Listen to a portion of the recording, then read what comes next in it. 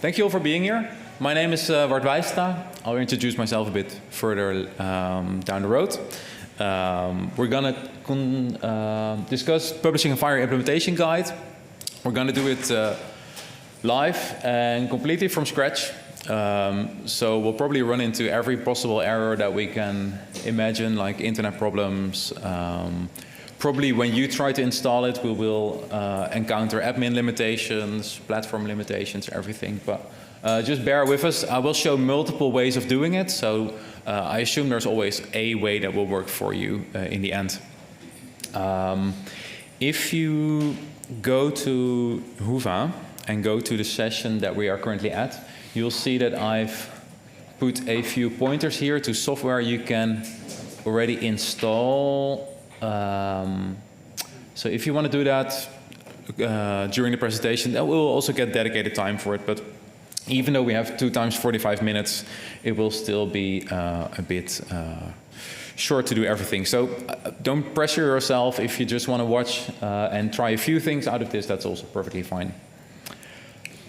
So, my name, Bart Wijstra. I do multiple things at FHIR. I am, in my day job, the product manager for our data modeling tools. So that's Forge, Simplifier, FHIR Terminal. I will cover some of those tools, and I also will cover open source alternatives. I'll be very clear what is a FHIR tool in there, so you can make your own deliberation whether you want to use that or the alternatives. I'm also the content lead for FHIR Dev Day, so I hope you're having a good time so far and have some interesting talks. There's way much more to come. I'm a member of the FMG, FHIR Management Group, and of FHIR. And then, yeah, FHIR, you probably have a vague idea at least what FHIR is doing because we're one of the co-hosts of FHIR Dev Days. But actually, we're not an event company, as some may have already mentioned. It's kind of FHIR Dev Days is kind of a hobby that went out of hand. But we're building products in our daily life. So Ewout Kramer, who is moderating today, is our CTO. He wrote the FHIR spec together with Graham and Lloyd. And since then, we've been building up tools around the FHIR specification. So we maintain the open source implementation of FHIR in the .NET stack. And we build all kinds of tools on that, like our FHIR server and Simplifier that you'll see today. So that's what we do. And you'll see us in the yellow shirts and blue sweaters walking around here, together with HL7. So you never know who you're gonna get. Well, this is our plan for today. We have a maximum of 90 minutes. Welcome. We're gonna build interactively, so with you coding along an implementation guide all the way from scratch.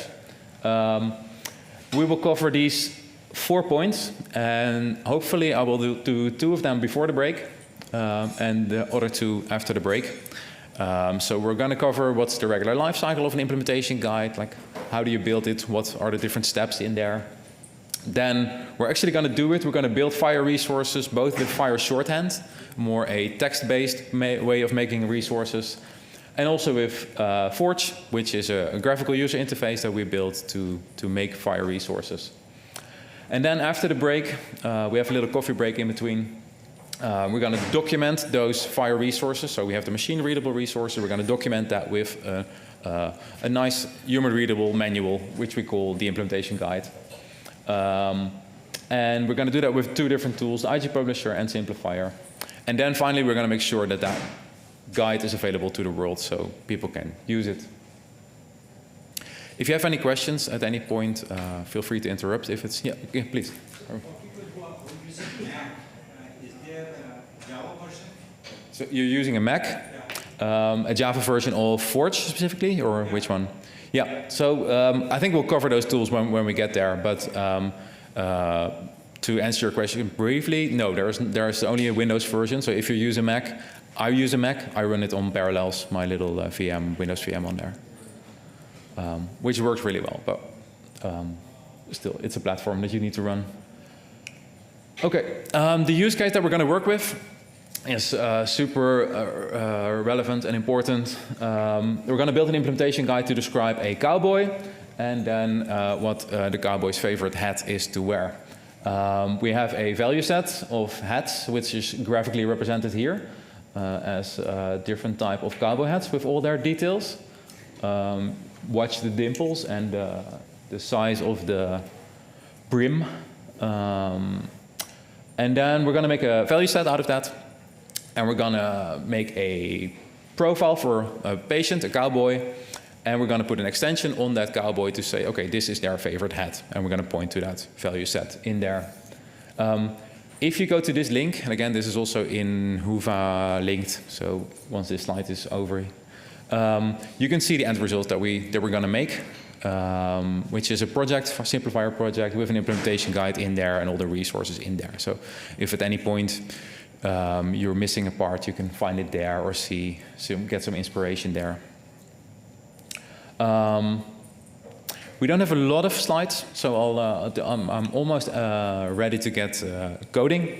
But I just want to cover with you what an implementation guide is. And for that, let's have a look at US Core, which may be the most famous implementation guide out there. I'll make it a bit bigger. So this is US Core. Who has seen US Core before? That's a lot of people. That's awesome. Good. Who of you have made a FHIR resource themselves at some point? Okay, that's a few. That's great. That's great. So an implementation guide, what we're seeing here, it's a website, and it's available on the internet. Seems trivial, but that's an important part. You need to get it available to people. There's a lot of human readable text on here. And if you have a look at especially the FHIR artifacts here, you can find all kinds of FHIR resources, like patient, which is, of course, the most easy to understand. And this patient has there's this resource which is embedded within this website, explained within the website, with all kind of documentation around it. So it's a website that contains these resources in any shape or form. And then that's the human readable part. So this is what you as a person would look at. But then if we scroll all the way to the bottom, we see that there is a FHIR package here. And the package is called hl7.phir.us.core. It has a version number of 7.1.0. That package is basically the distribution of all the machine-readable artifacts. So all the resources are in there, and they're available within a package registry. And any tool that uses this, so if you tell your FHIR server, hey, I want to validate against US Core, they're going to look in at the registry for this package and find everything that they need. So that's the machine-readable part. So we'll need both of them. Basically, an implementation guide is a bunch of FHIR resources and a website that documents that. And what does it mean to make that actually available? Well, we need to have the website available on the internet, as we just saw, and we need to make sure that that package with the FHIR resources is available in the FHIR package registry. That's the whole deal that is to it. Basically, what we're going to do before the break is make a bunch of FHIR resources, and what we're going to do after the break is making the documentation around it and making that available to both for humans on the internet and machine readable in the FHIR package registry. Clear so far? Yeah, Arun. So if I get it, the purpose of implementation guide is the changes you have that are on top of FHIR. Yeah. That you just want people to know that if you use US Core patient, these are additional constraints. Yeah. Okay. Exactly, yeah. So making a FHIR implementation guide is basically like making a database model or something. So FHIR is very generic on the top. You have a patient, and a patient can have a name, it can have 10,000 names, it can have 0 names. It's all fine. But if you run a hospital or any specific use case, you probably want to make sure that if you have a nice field there, like, hello, welcome to our patient portal, Ewout, then you want to make sure that there's a name. Otherwise, your application doesn't work. So if you want to do data validation, you want to put some specific requirements on that document. And that's why you're going to make that very generic top-level FHIR data model, make it more specific for your use case. And that's exactly what we're going to do when we build our own resources. I guess the final slide before we get to coding. This is my schematic overview of how to build a FHIR implementation guide in general. So probably you have some kind of use case where you think, gee, if only we had FHIR here, it would be more interoperable here. We would be more easy talk to each other. You take that use case and then you start building some logical model out of that.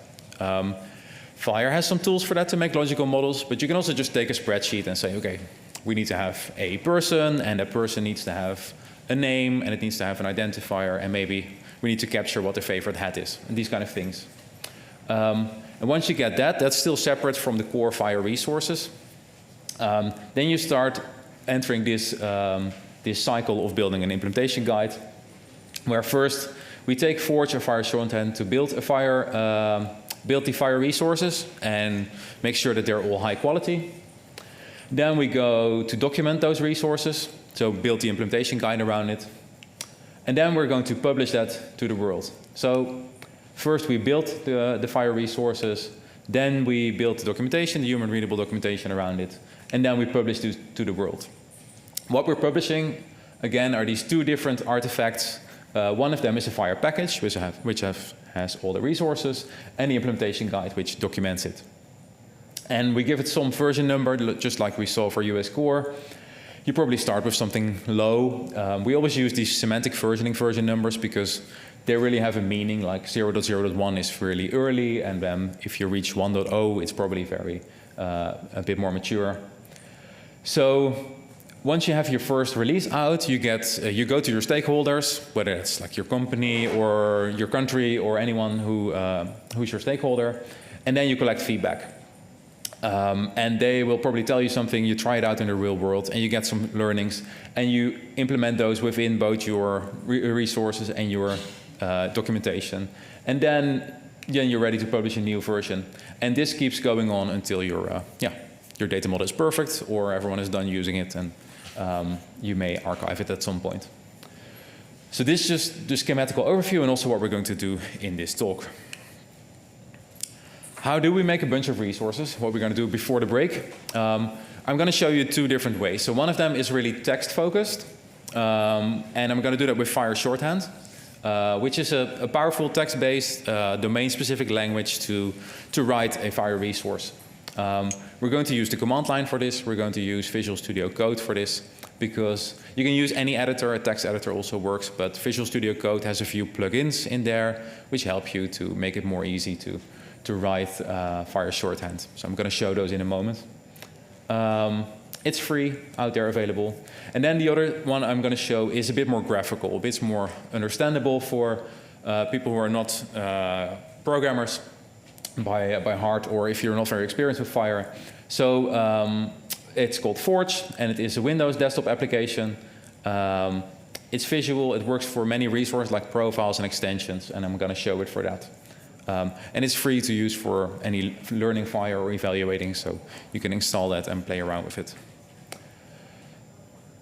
That's all there's to it, and now we're going to do this real life. Again, in the Whova session are the links to install it yourself. I'll just be doing this first, and then giving you time to, if there's time left within the entire session, to do it, or you can do it while I'm doing it, or do it later at home.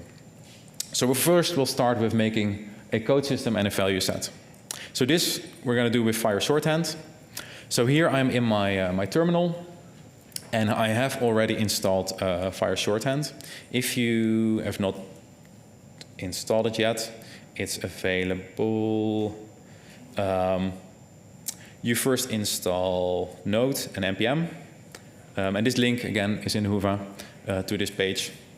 And then you install Sushi by saying npm install Sushi, and then you have this command line tool called Sushi that you can use to make your FHIR resources. So Sushi has a nice way to help you get started with an implementation guide, and that is the init command. So I say Sushi init. I'm already in my, I have a local folder called FHIR specs. This is a little life hack you may want to do if you're going to build more implementation guides. I have FHIR specs on it as a folder, and within that I have different folders for the different FHIR versions, and then within that, per project or per customer, you do different projects. That makes my life a bit more easy to find stuff. So within there, I'm going to make a new folder with Sushi in it, and this is basically a wizard that's going to talk me through to how do you want your implementation guide to look like. So in this case, I'm going to call this my Minneapolis cowboy. I find that it's easiest if you don't use any spaces in there, because it will give you trouble later on if there are spaces in the folder name. So my implementation guide is going to be called like this.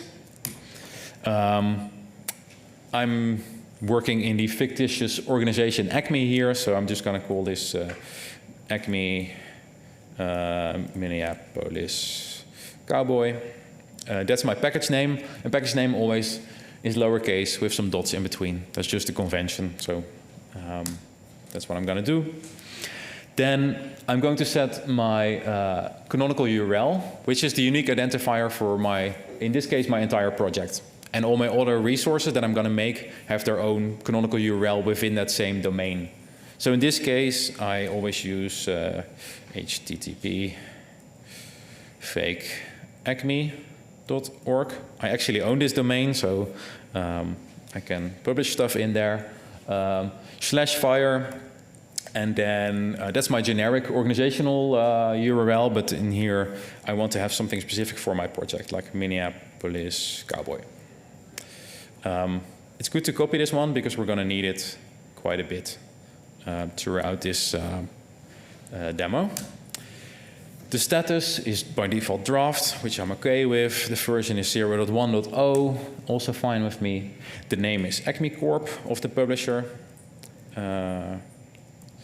So that's our publisher. The domain for Acme Corp is just fakeacme.org. And so it's going to create a new folder within the folder where I'm currently at, and I'm happy with that. So that's it. And it also nicely tells me, like, this is what you probably should do next. You should probably go to that folder, cd Minneapolis Cowboy. And then we recommend you to just run sushi. And the dot stands for run it in this current folder. I can quickly, before I do that, show you what it has created actually in here. So it has created a few scripts that we're going to use later with the IG Publisher. We don't need to know that for now. And in here it has created an input folder with a folder for the FHIR shorthand files. It already gave us an example, patient.fish file here. Already gave us a page for later in implementation guide, and it has some settings here in the config.yaml. That's it. And if we run sushi now, based on that sample resource that it gave, it will start taking the fish file, which is some domain-specific language, and producing actual FHIR resources out of that in the JSON format that is just the core FHIR standard. Every FHIR resource needs to be JSON or XML to be understood by others, and this is what you do with sushi. Sushi is very funny with all kind of fish jokes. So we did a fantastic job, and we created the one profile and one fun FHIR instance, so an example resource. So I'm going to open this project in Visual Studio Code. I'll make that a bit bigger. So this is just a code editor or text editor with some fancy help for working with FHIR shorthand. And again, we see the folder structure here, and here we have this example fish patient that it made for us. And here we can also study a bit what a fish syntax looks like. I'm not going to explain entire fish here. There's a dedicated session, I think tomorrow, from Simon Heckman, maybe even a Let's Build too, I think, where you can dive all the way in FHIR shorthand.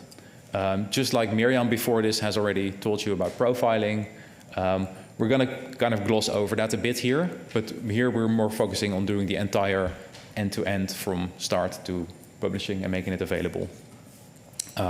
So if you don't follow the exact programming that I do here, that's fine. Don't beat yourself up. But we can quickly look at it and say, okay, hey, see that there is a profile called My Patient, which is built on top of patient, and it has made the name mandatory. And then there made an instance of that patient, named My Patient, and gave it the name James Bond. More fish jokes, yeah. Good. That's nice, but we don't have any James Bond within our project. So I'm going to delete this and start building our actual terminology here.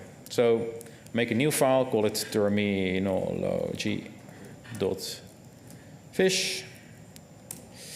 And in here, let's first start by building a code system that has all the codes for our different cowboy hats. The problem with Fish is that you start with a blank slate and you have no idea what to do, but they have some help for this. So if I end the help, I should show you where that comes from. Yeah. Does it matter that you wrote terminology instead of terminology? It does not matter. It doesn't reflect well on me, but terminology. Thank you. Who knows? It may have bitten us at some point. If you search for shorthand in the extensions marketplace of FHIR Visual Studio Code, you will see one official one from MITRE called FHIR Shorthand. This is useful to install because it will give you code highlighting for FHIR Shorthand and some snippets that we're going to use. And then there's also Codfish here, which is made by Gematic. Not sure if there's anyone from Gematic in the house. Nope, they're somewhere here. But they built their own extension, which allows you to run sushi directly within Visual Studio Code and a few other tricks. So based on that first plugin, I can, when I want to make a code system, I can just say CS, and now it tells me, hey, I have a snippet for a code system. Do you want to use that? And I just hit enter here. It gives me a preview already. And now I have the shorthand here for making a code system. I'm going to give the code system a name. So it's something with like cowboy or cowboy hat types. And then we're going to make a code system and a value set. So I'm just going to name this one CS. That's it. This is a code system of cowboy hat types. Thank you, ChatGPT. And now all we need to do is have some codes in there. The syntax for this is, if I'm not mistaken, you give it a name, like the code, basically. And I need to switch back to the slides to see what kind of hats we have, actually. So let's start with the cattleman here. So hashtag cattleman, and we need to give it a name. That's not enough T's. So cattleman. And it's smart enough to recognize that I'm doing cowboy hats here, so yeah, I like that. Open range, I don't know if I have that one, but open crown, well, good enough. Gambler, yeah, that's one. So we have a few cowboy hats here, and that's nice. We can run FHIR Shorthand again, sushi. Oh, that's not the command I meant to do, sushi. Run it again in the same folder here, and now instead of a patient and a patient instance, we should have a code system. Yeah, so that's great. It's green. It's all happy. Another fish jokes, just like a perfect pearl. Now, so a code system defines all the codes, but before we can actually use that within our extension, we need to make a value set out of that. That includes a subset or all of the codes that are within this code system. In this case, I'm just going to do all. And again, if I do VS, it will suggest, oh, I can make a beginning for a value set for you here, which I like. So, and it also suggests me, that's my co-pilot here, suggests the name that I had in mind for this. I'm sure it's happy to write a description for us. It's not very good at FHIR Shorthand in general, but I can now include all the codes from that code system. Again, I barely know how to do that, so include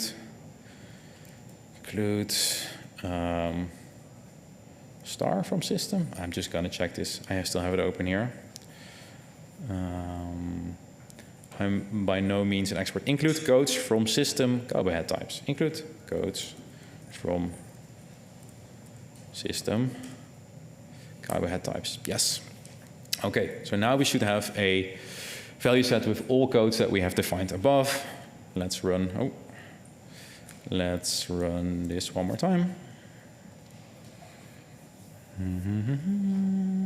Yep, and we have a value set and a code system.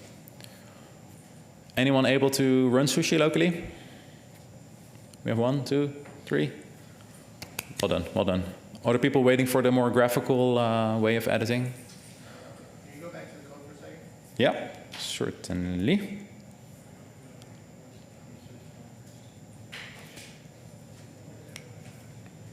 Yeah.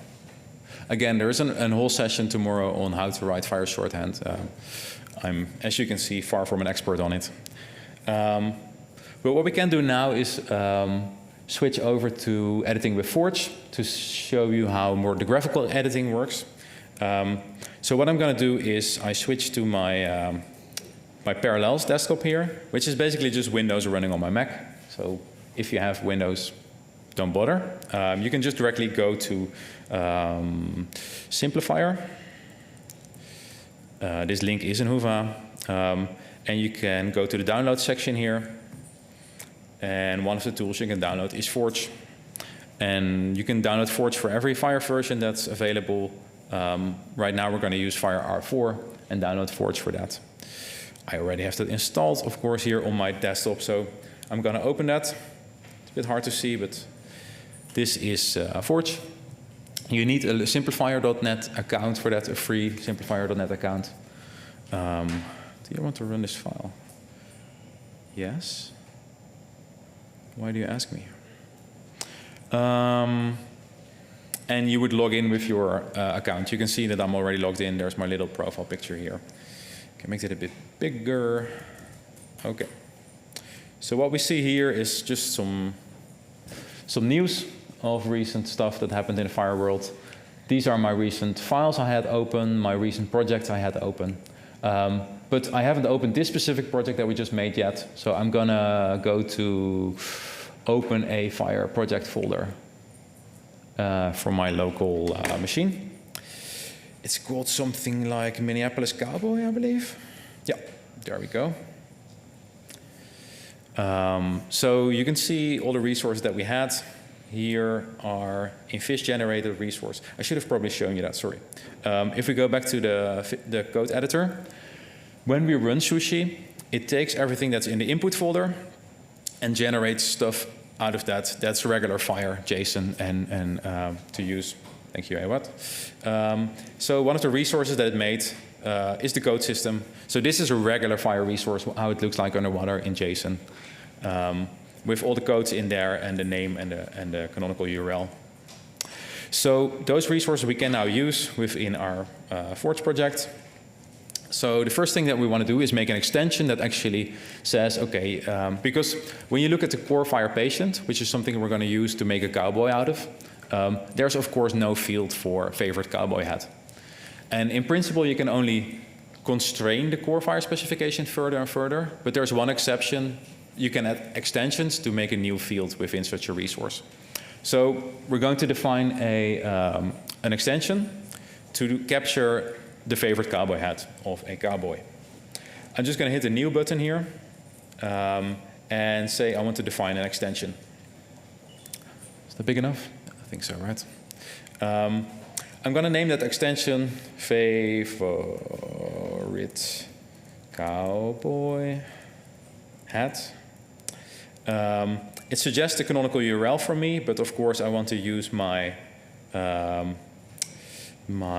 unique Acme URL for that. So I have the base URL for our canonical, for our implementation guide there, /structure definition /favorite cowboy hat, and it will suggest those names for me. So that's all good to go. And now we have made our own extension. It just doesn't do very much yet. And you see that there's already some errors. So Forge will try to help you make a valid FHIR resource. So in this case, it tells you, hey, if you define an extension, you also need to tell us what the context is of the extension, because otherwise we don't know where it needs to be used. So we can just go to this error message, right-click it, and say, okay, navigate to, and it will show us exactly where in the resource that problem is. There I can just hit, we see it here on the context of the cowboy hat extension. I can click the plus, and here I can select the exact place where I want that to go.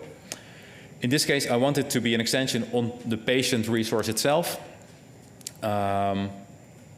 not on a specific element of patient, but really on the patient in general. So we can select where we want the extension, but I'm just going to set it on the root of the patient. This is something we want to know about the patient. So that's set, selected, and now we see the error is gone. That's nice. So at least we have a valid extension now, but it still needs to do what we want. And that's in this case, an extension has a URL that we've already set, and it has a value. And the value can, in principle, be everything, but in this case, I want only to allow values from our value set that we've just created. So the type of answer I want to get for this extension is of type coding. And the coding has a code and a system, so that's what we want to get back from that value set. And now that we've set that type, I want to set a value set binding on this URL, on this value, so that the value for this extension can only come from our value set. So I want to make that required, so no exceptions. And here I set the URL of our value set. So I go back to the code here for a second, look at that value set, and this is the canonical URL of our value set. And that's something I'm going to paste here for using. Ewout, you said 10 minutes before, but I have until 15:15, right? You went have to have a few minutes for questions. Oh, yeah. I'm giving you a little bit more slack. Okay, good. So I don't panic. Okay, so we have no errors anymore. We've set the required binding on this extension. So I'm happy with that extension. I'm going to save that within the same project where also my FHIR resources live. FHIR would like that to be within the input folder because that's what FHIR is going to look at. And then I'll make a new folder here called resources. So that my FHIR and my JSON resources can happily live together. And I'm going to save it there. So now we have an extension to capture it, but I still want to define the cowboy, which actually uses that extension. So I go back to the project here, and I'm going to define a cowboy based on the patient. But in this case, we're in the US, so I'm going to base that on top of a US core patient, not just any patient. We also need all the goodies that already come with US core patients. For that, when we looked at the implementation guide earlier, we saw that all the US core resources are published within this package called hl7.fhir.us.core. So when I go back to Forge, and later also to FHIR Shorthand, I'm going to say, okay, I want you to set a link to US core so I can use any resource from US core within my project. So I go to the dependencies tab, and I search on Simplifier for hl7.fhir.us.core. Luckily, there's only one hit for that. There's different versions I can use. In this case, I'll use the latest one that is available here. That's 6.1.0. And I'm going to add that to my project. So now it's going to download US core. But US core also has a bunch of other packages that it depends on. So it's going to install all of those. When we look here at all my dependencies now, the installed dependencies, we see we have a whole bunch of dependencies that we got because US core builds on top of them, including the core FHIR specification itself. So now that we have that, and go back to our project, I'm going back to the top. We see that we have all these kind of pseudo folders with all the other resources that came from the other packages. And I can go into US core and find the US core patient in there. So I'm just going to filter down on profiles on patient, and then we should only find US core there. A US core patient there. So this is the US core patient, and we want our cowboy to be derived from that, even more specific. So I'm going to right-click here, US core patient, and say, okay, create a new derived profile based on US core patient. So again, we're making a new resource here. I'm going to give it a name. In this case, it's going to be my cowboy. I'm going to update the canonical URL to have our unique base URL here. And the rest all looks nice. And now we've started our first patient. So what we see here is basically the core FHIR patient with the US core patient on top. And then any changes that we would make, which we have not made any yet. I can make many changes here, like I could say, okay, photo, well, maybe a cowboy doesn't want his photo taken. So in this case, I'm gonna set a maximum cardinality of 0 there. So we strike that out and you're not allowed to send us any photos of cowboys. But of course, what we came here to do was say, okay, the cowboy needs to be able to capture the favorite cowboy hat. So I go to the root level, the patient here, and I hit the extension button. And now it will list all the extensions that we have available for us, including, if everything went well, our favorite cowboy hat. There it is. So we're going to extend this cowboy with a favorite cowboy hat. And once it's there, there's already a lot of extensions that came from US Core, but we're adding one more favorite cowboy hat. And we're going to make that mandatory because, of course, you need to have one. And that's it. Now we have made our patient that is actually a cowboy. So we have a whole bunch of resources already. Let's put this in the same folder, the input resources. I think the final thing that we want to do before the break, and we have 8 minutes left, is to make sure that we have made all the data models now that we can use, but let's make an example of what a cowboy would actually look like. Put an actual cowboy within our project. And then after break, we can make the documentation around that. So here, I'm going to go back to FHIR Shorthand to make that example. So within our fish folder, I'm going to make a new file and call that, let's say, patient.fish. The name doesn't matter, and I could even have put it in the other file together with the rest, but just nice to do that. I want to make an instance of a FHIR resource, of a FHIR profile. So if I type inst, they already have a little snippet for me again to make a FHIR instance. And first I'm going to give the instance a name. So maybe this cowboy is called John Wayne. And this John Wayne is an instance of our cowboy. The usage is example, description, well, John Wayne. Sure, that's probably true. He was also a cowboy. Thank you. That's nice. Let's give this some details. So let's at least give it a name. So name.family is Wayne. Yeah, name.given is John. Yeah, I don't think that's a FHIR field, but it's probably true. Say gender is. He doesn't dare say. Yeah, it's smarter than that. Yeah, very good. So this is just some general metadata, and then of course we need to add our extension. And if we would have looked carefully at US Core, we also know that we need to add an identifier. But let's start with the extension. Again, this is just syntax that you need to know a bit, but I can say, okay, extension, and then specifically it's called, in our case, our favorite cowboy hat extension. We remember that this extension wanted the value of that was a coding, so we need to say here value coding. And that has 2 elements to it. Yeah, a code and a system, that is correct. Not these, but that's technically correct. So the code would be, let's say, the gambler hat. Gambler.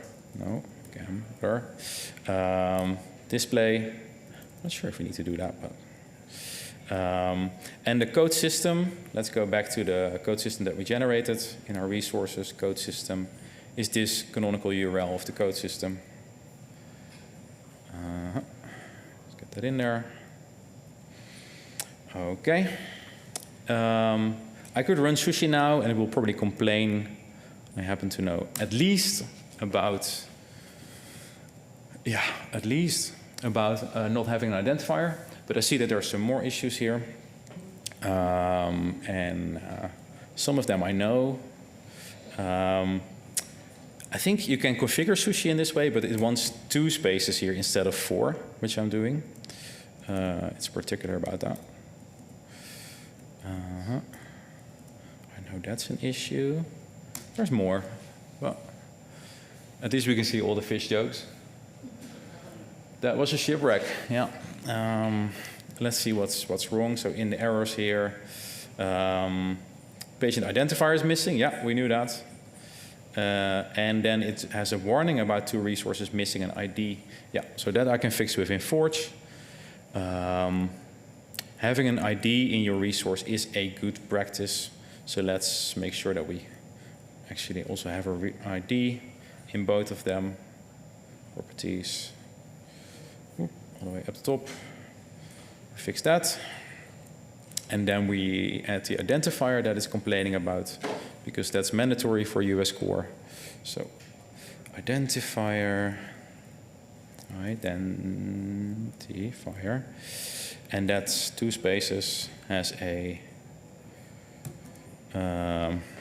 value and a, something like that. Value and a system. Yeah, give me a system. That's not an existing system, but I think it's probably good enough for now.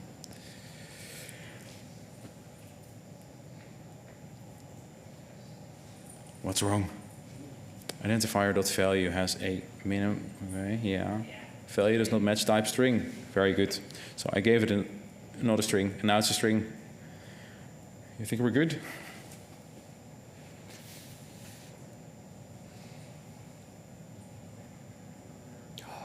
Yay, you're sailing along smoothly. Nice, good. So that kind of concludes our first plan for the first 45 minutes. Yeah, we created a code system and value set with FHIR Shorthand. We created an extension and a profile with Forge, and then we created a Cowboy instance with FHIR Shorthand. Again, we have all kind of resources. It's maybe a bit behind the scenes right now. After the break, we're going to build a nice visual, human-readable interface on top of that with an implementation guide. We still have 2 minutes left for questions, so Ewout's going to run around. I see 2 behind you already. Oh, that's easy. Hey. This might be more than a 2-minute question, but I can always follow up with it later. So suppose we didn't do this up front. We made a whole bunch of resources with our own custom FHIR implementation. Is there a way to back populate this from the existing FHIR store? Sorry, so if you had already have an implementation guide or have a bunch of resources? Yes, but we didn't do all of the nice resource definition with which to publish it. So Implementation guide, is there a way to create it from the existing resources, or do we just need to suck it up and go through and type this all in? Oh, no, so you do have FHIR resources Lots of in your lots of them. hypothetical situation. Then no, you can just pop them in, and we can make an implementation guide around that. That's not a problem. Yeah. Yeah. Yeah, this is an effort that we have not done yet, but many times when you talk to managers, they talk about level of effort involved, right? So is it like you need a team that's managed that, because this will be changing a lot? So any idea that companies that go on this effort of implementation guide, how much effort is involved? Yeah, like you need a team? Making a good implementation guide, yeah, that's a really good question. And it also, of course, it depends very much on the situation, like how many people are going to use, what's the quality it needs to be. But you want probably at least some domain experts that really know the field well, that know the data model well. You want someone who knows FHIR well, because in FHIR things can sometimes be done in different ways. So you may want to get someone in-house or get a consultant for that. And then, of course, you need to have a good network of people who actually test it. That's the most important part. You want to get it out in the world, sit down with them, ask what their problems are, if it solves their problems. Yeah, it depends. Like if you look at an NHS England, they have a team of 10 people working on different implementation guides. There's probably someone doing this as a hobby on the side in 1 day a week or something. Yeah, depends on your use case. Thanks. We're technically at time, but yeah. I think it's the same question, but you can go from a structure definition FHIR resource to fish automatically? Yeah, there is a Go Fish application that can take your JSON resources and make fish out of it if you want to start editing that way. It's pretty good. It's not lossless necessarily, so you probably want to choose, in the future, am I going to keep my source in fish or am I going to keep it in JSON and do that transfer only once? Because, for example, you see in fish you can put comments. In fish you can put, you can define rule sets. You can put multiple fish files in one physical text file. That's all stuff that you cannot do in JSON. So if you do the round trip, you lose that. So yeah, choose one or the other, but it can be done. Yeah. Great. Thanks so much for now, and have a coffee break, and see you back after, or not. But thanks. So.